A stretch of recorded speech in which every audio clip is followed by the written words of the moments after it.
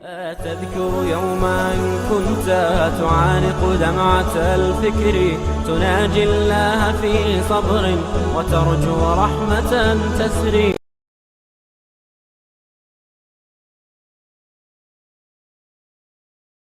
ایک آدمی اپنی بیٹی سے زنا کرتا ہے، نکاح اس کا ختم ہو گیا، ہر چیز ختم ہو گیا، ایسے ملعون کے ساتھ بات کرنا یا رہنا یا بولنا جو ہے وہ مسلمان کے لیے جائز نہیں ہے. اِنَّ لِلَّهِ وَإِنَّا إِلَيْهِ رَاجِعُونَ. یہ دور بھی آنا تھا، 6 سال کی بچیوں سے زنا، پھر اپنی بیٹی سے زنا. اِنَّ لِلَّهِ وَإِنَّا إِلَيْهِ رَاجِعُونَ. ایک آدمی کو اپنی بہن پہ شہوت آ گئی، شہوت سے اس کو ہاتھ بھی لگا لیا اور برے خیالات بھی ہے. توبہ کرو، استغفار کرو، آئندہ دور رہو. دیکھیں نا، شیطان جو ہے نا یہ تمہارا کھلا ہوا دشمن ہے. ان الشیطان لکم عدو مبین. پھر جو اس وقت ہمارے گھروں میں اللہ کا ایک عذاب ہے وہ ڈش ہے اور کیبل ہے اور ٹی وی.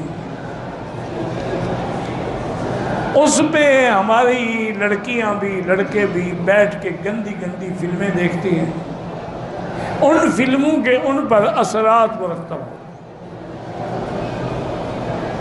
اور پھر کافر لوگوں نے مسلمانوں کو خراب کرنے کے لیے ایسی دوائیں ایجاد کر دی ہیں کہ اگر عورت استعمال کر لے تو حمل نہیں ہوگا، تاکہ محفوظ ہو کے زنا کرتی رہے، اسے کوئی ڈر نہیں ہوگا. اور پھر وہ عورتیں زنا کرتی رہتی، حمل تو ہوتا نہیں. اچھا، اب جب شادی ہوگی تو بھی کنواری تو رہی نہیں، بیکارہ تو ہے نہیں، اب کیا کریں؟ اس کا بھی انہوں نے حل کر دیا ہے. لیڈی ڈاکٹر اندر 2 ٹانکے لگا دیتی اور ایک خون کا بھرا ہوا کپسول رکھ دیتی.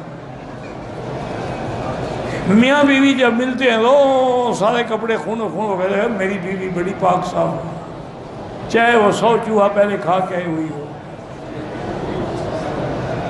تو یہ سارا ایک عذاب ہے. اس کے بچنے کا حل کیا ہے کہ گھر میں دین نافذ کرو، قرآن نافذ کرو، نماز نافذ کرو. اپنی اصلاح کرو گے تو گھر والوں کی اصلاح ہوگی. جو باپ اپنی بیٹی کے سسے کو پتہ رات کو سوتے ہوئے ہاتھ لگائے، اگر اس نے شہوت سے ہاتھ لگایا ہے تو اس کے بیٹے پہ وہ لڑکی حرام ہو گئی. اِنَّا لِلَّهِ وَإِنَّا إِلَيْهِ رَاجِعُونَ. اب تو جناب ایسے لوگ بھی ہیں جو اپنی بہو کے ساتھ زنا کر رہے ہیں.